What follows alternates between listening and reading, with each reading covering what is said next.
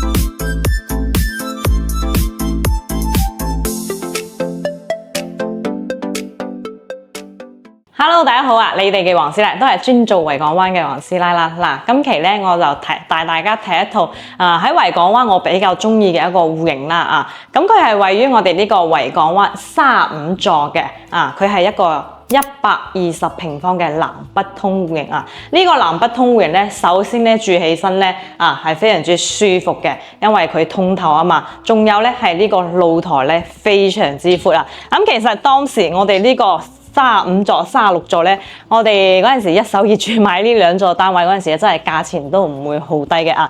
因為佢有啲高啲嘅，係可以望到多啲海景嘅。咁36座當然景觀會好啲啦，不過價錢相應翻都係貴啲嘅啊！咁我哋呢個就係35座啦，佢兩座咧係共用一個花園嘅。不過呢兩座樓咧都係維港灣最特別嘅，佢係冇地下停車場嘅，就得翻地面啊！嗱，你見到啦，依家地面咧都係停住我哋啲私家車嘅。咁其實平日咧啲車位基本係夠嘅，除咗如果可能就節假日啊或者過年啊，咁我哋就車位咧就會緊張啲咯。咁你好似都係可以停喺我哋隔離啲座數其他座數嘅，呢個都係冇問題嘅嚇啊。咁呢個位置咧係位於我哋維港灣最後一排啦啊！咁依家我就喺呢個單位呢個露台呢度嘅，咁可以見到啦，我哋呢個左手邊嘅景觀咧，即係綠油油一片，睇住我哋呢個成座山，然之後咧又大少少海景嘅，所以你望出去嘅視野咧，嗰度覺得視野係好開揚，望出去咧係好舒服嘅，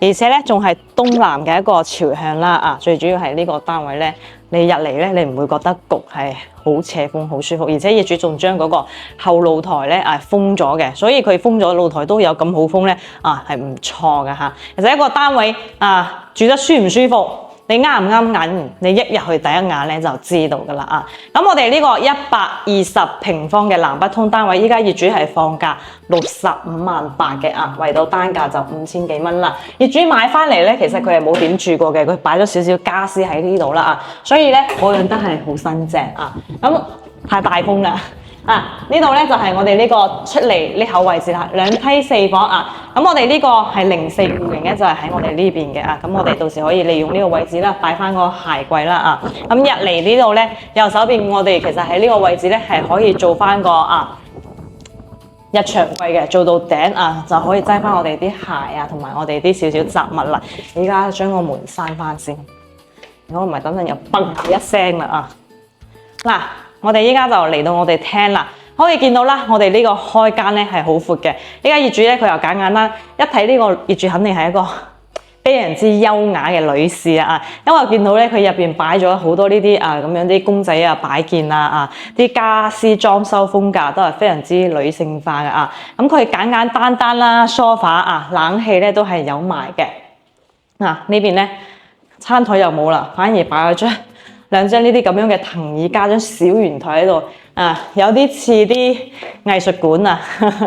嗱，呢邊係我哋一個腰圓廚房啊，廚房咧燃氣爐不過就裝好晒。呢個雪櫃咧係一個迷你雪櫃，更加似嗰啲裝飾品啦。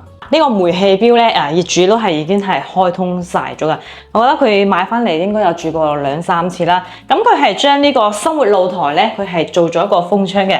咁其實我哋呢個生活露台望出去個景觀咧都唔會差噶，都係望翻我哋呢個成個田園同埋啲山景啊。嗰邊就我哋嗰個船澳村嘛。咁嗰一紮咧就係我哋二期山臨海啦。所以佢兩個露台望出去嘅景觀咧都係 OK 嘅。熱水器咧同埋啲洗衣機咧都係已經係做好晒噶啦。其實呢個8、2方嘅戶型住起身真係好舒服，你見到啦，佢餐廳位咧都係非常之闊嘅。總共咧係3個房間3房2廳2衛嘅呢個係我哋呢個客廁，都係做好咗乾濕分離嘅。洗手間嘅空間咧都係非常之闊。其實佢呢個單位咧，你買翻嚟，你只要佢啲風格咧係可以啱到你咧，你基本咧都唔使。就買佢爭啲嘢咧，你就係可以住噶啦。咁呢間客房咧，佢就擠咗張米二床啦、衣櫃同埋搞咗啲櫃咁樣襯翻咧，好似睇上去咧都幾舒服下。雖然佢搞得簡簡單單啦，不過佢好似睇上去又有少少溫馨喎。呢個房咧都係一樣直接通翻到我哋呢個露台呢度嘅。所以我哋生活咧都係仲係需要溫度嘅呢間都係其中一個房，呢間咧佢就係作為一個唔好講人哋係雜物人哋買佢啲裝飾物嘅一個房間佢可能都係自己住噶啦，所以就用唔到咁多房間。咁呢個房咧一樣係都係睇翻我哋呢一邊嘅，佢幾多呢啲咁樣嘅嘢。呢個我哋主人房咧空間就好大噶啦，不過佢就擠咗張細嘅米二床同埋個衣櫃喺度。正常如果你擺呢床頭應該係向住呢邊先係啱嘅所以個人講究嘅中意嘅方式都唔同啦。咁好似呢個業主佢就調轉翻擺呢邊挨埋個邊嗰度咁呢個房咧都係一個套間嚟嘅呢個房咧都係一樣，都係有景觀可以睇嘅。我哋呢個8、2方，就算主人房嘅洗手間咧，空間都係一樣非常之闊綽噶。你將個篋擺呢度嘅。